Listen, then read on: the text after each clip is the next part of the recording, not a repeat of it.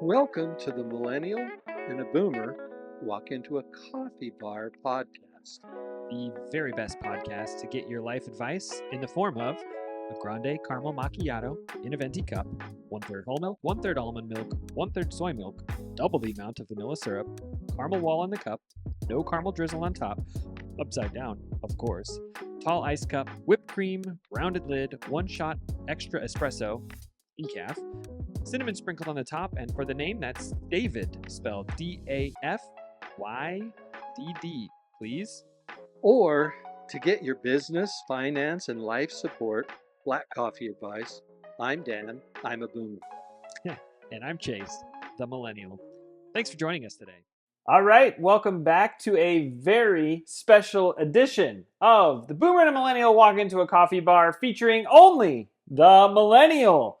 The Boomer has decided to go on vacation and live out his retirement dreams, basically leaving me with the big chair instead of on the other side of the table. So you're stuck with me today, and have I got a show for you. You're going to be stuck with me telling you about all the crazy ideas that I came up with, and we're going to land on one of these and chat through it. But let's just start going through the list of crazy ideas that I came up with, and we'll see where this episode takes us. A couple of the ideas that I came up with. First, why millennials are the real greatest generation and how baby boomers are just jealous. Oh, man. Dan the weatherman is going to love this, as he doesn't even know that we're recording without him. So, this episode would explore the unique challenges faced by millennials, such as the student loan debt crisis and the gig economy, and how they've managed, and how we've managed, I guess is a better way to say it, to overcome those issues with innovation and resilience.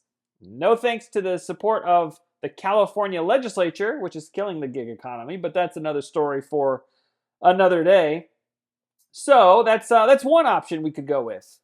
Next, we could talk about the secret life of avocado toast. Really deep dive into the millennial diet. This episode would explore the culinary quirks of the millennial generation, including the rise of avocado toast, the obsession with cold brew coffee, and the ever-growing popularity of vegan and gluten-free diets. And, let's just stop and say a word about this avocado toast thing. The best avocado toast I've ever had was at a fantastic resort in Miami. It's actually on Sunny Isles, so if you're ever in the Sunny Isles area, make sure to swing into, what was the name of that resort? The Great Avocado Toast Resort. I don't know. It was really good, though. The avocado toast, memorable. The hotel, not so memorable. Third, the item I came up with where we could go today, the upside of being a boomerang kid. What does that mean? How millennials are redefining the family home. The pros and cons of living with your parents as an adult, and how this arrangement really is changing the traditional dynamics of the family home. Don't think we'll go there today, but we could. Number 4, the great social media conundrum. How do we stay connected without losing your mind? This episode could delve into the complex world of social media, exploring the pressures, pitfalls, and potential benefits of living in the age of constant connectivity. And hey, let's just talk about it. Man, I am so glad that Instagram, Twitter, and Facebook did not exist when I was in junior high and high school. We were the last generation to get out without having everything we've done be recorded. And I know I'm an older millennial, so my younger millennial brethren probably did have some of that.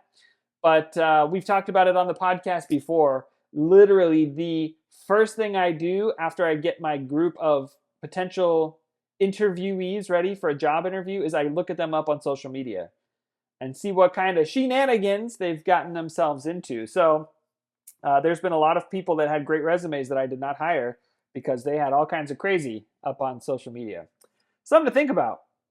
Next, we could talk about finding love in the digital age, swiping right on romance in the 21st century, the millennial avenue, I guess. What would we call that? The millennial vantage point, the anecdotes and insights on modern dating, discussing everything from online dating apps to the challenges of maintaining a long-distance relationship in the age of FaceTime and emojis. I'll tell you this, I was on the front end of the technology boom for a long-distance relationship. My wife now was my girlfriend, fiance at the time, and she lived in Northern California. We met, I did my undergrad in the Bay Area. We met at college. And there was a couple of chunks of time in there, summers and whatnot, where I would actually move back home and get an internship or a job over the summer. And I would say we probably were one of the first generations where we had the ability. It wasn't FaceTime at the time. It was Skype. Anybody remember Skype? And we were able to see each other and to talk and catch up on the week. I guess that is another difference. So when you FaceTime, people just FaceTime every day, all day now.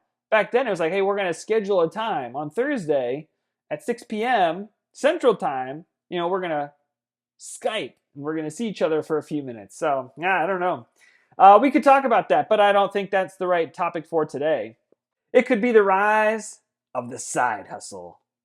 How millennials have redefined that 9-to-5 workday. We've talked about this a little bit, but there's a growing trend of side hustles and freelance work, and the job market really is changing in a way that millennials approach their careers and their financial goals. And so we've talked about that a little, so we won't go too deep into that, but that's somewhere we could go. I can't even with this one. I come up with some crazy stuff sometimes, The joys and perils of being a plant parent. How millennials bring nature into the concrete jungle.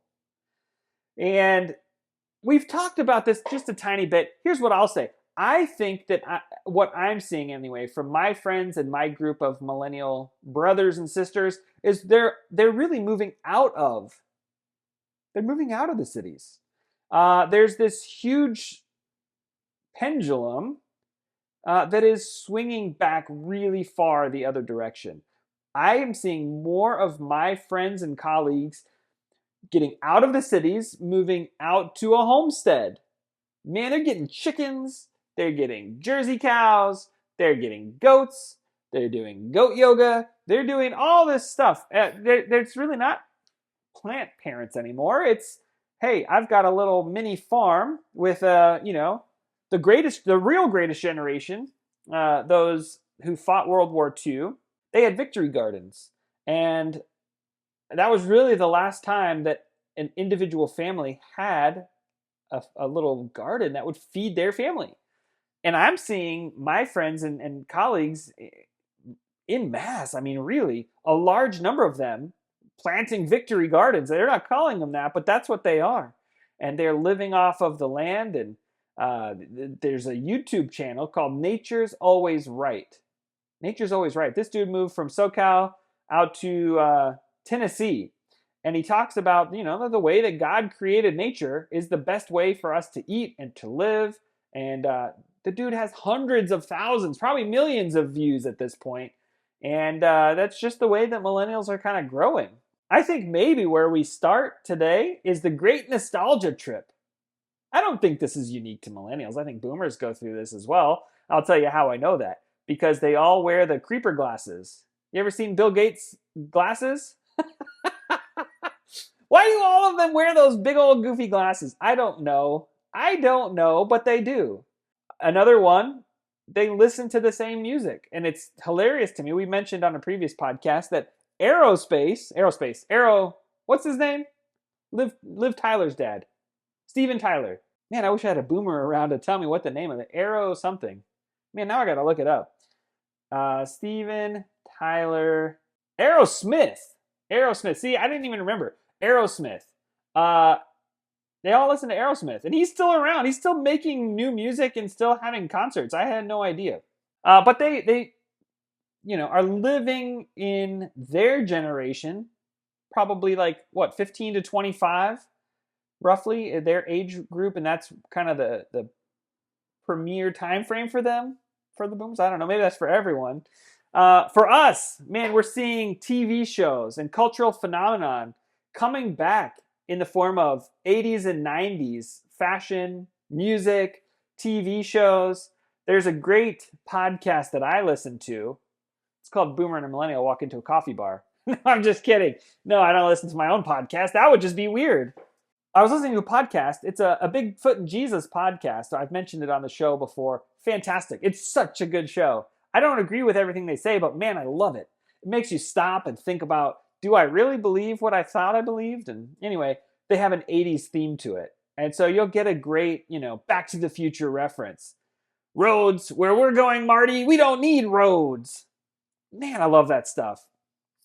But they're trying to remake a bunch of that stuff in the form of TV shows and whatnot. And I think that is something that we see. It's cyclical. Have you noticed that? I haven't seen the permed hair. What's the scrunchy hair come back yet? What is that called? The crimped hair, I think is what they call it. I don't know if they did that everywhere, if that was like a Utah thing. I'm pretty sure that was an everywhere thing. But that hasn't come back yet. But the neon clothes came back for a while. The parachute pants I heard were making a comeback. Why is it that we live in that nostalgia of where we were when we were 15 to 25? It's an interesting theory. Well, I'll tell you what. Let's end here. This is where we'll finalize for the day, I think. The art of the meme. How millennials are redefining humor in the digital age. And I think, we explore the world of internet memes. What are the origins or evolution of them? All right, let's do it. Let's jump right in. To understand the significance of memes, we first need to trace their origins. The term meme, spelled M-E-M-E, was coined by a British biologist, Richard Dawkins, in his 1976 book, Selfish Gene. Dawkins used the word to describe a cultural idea, behavior, or style that spreads from person to person within a culture, much like a gene propagates itself through biological inheritance. All right, let's fast forward. The digital age. The concept of the meme has taken on a new life. In the early days of the internet, memes primarily circulated through email chains. Remember those, the email chains? Oh, the boomers used to love these things. Hey, you need to send this to 10 people or bad things will happen to you. Oh, man. My life is probably going to fall apart because I didn't forward that email. But anyway, they were circulated through email chains and message boards. But then social media came along and memes have become a global phenomenon, transcending language, cultural barriers, political spectrum. I mean, the whole thing. So what makes a meme so powerful? At its core, memes are a form of communication. They rely on humor, irony, satire, and they do all of this in a form to convey a message. They often use shared cultural references, such as a popular movie or maybe a TV show. Sometimes I've seen them with a news outlet, and they create a sense of collective understanding among their audience. They have a unique ability to distill complex ideas and emotions into one singular, easily shareable image or video. They can be used to express things from joy and laughter to frustration, despair. So they become this versatile tool of self-expression and really social commentary. So as memes have evolved, so too has their impact on popular culture. They've influenced fashion, music, and even politics with politicians and celebrities alike, using memes to connect with the younger audiences and shape public opinion. You know where this all kind of came down from? Was the boomers trying to get the votes of the millennials. And it has really taken off since then. It's gotten a whole different level of crazy with these memes. They're not just a form of entertainment or political propaganda, although many of them are. They also serve as a form of social bonding, bringing people together around shared experiences and cultural touch points. In a world that can feel just disconnected, right? It just feels isolating. Memes offer that sense of camaraderie and a shared identity. Let's talk about it for a minute. I know nobody likes to talk about COVID, and there was a lot of bad stuff around the whole COVID thing, right? But the meme warfare around COVID was fabulous. Oh my goodness. There was some great memes that showed there was some people that were not telling the truth, and they were very funny explaining that. There were memes on both sides, but I'll tell you what, the anti-vaxxers, man, they had some fantastic memes. Holy cow, they were hilarious. So, what does the future hold for memes? As technology continues to advance and our world becomes even more just interconnected, it's likely that memes will continue to play a significant role in shaping our culture, our communication, and our friendships. Whether you're a meme aficionado or just maybe a casual observer, there's no denying that these digital inside jokes have left just an indelible mark on the millennial generation and beyond. So, if you haven't sent a meme or if you've never texted me, I promise you I've responded with a meme more than I respond with an actual text message. So, if you would like a good meme, go ahead and text me. If you don't have my phone number, I'm sorry, I'm not giving that on the podcast. But you can reach out to us at partner@firstskined.org. I'll be happy to reply with some memes or have one of my team members reply with some memes. Just drop the thing. Say, meme me in an email to partner@firstskined.com. And that's all we have time for in today's episode of Millennial and a Boomer Walk Into a Coffee Bar. Who knows if I'll even be allowed on my own podcast next time when Dan, the retirement man, returns from his out-of-country experience. But I hope you had a great time. And next week, we'll explore another fascinating topic of the world of business, life, relationships, money, religion. We're just going to get into it all. Until then, stay curious, keep on memeing, and remember, just because it's different doesn't mean it's wrong.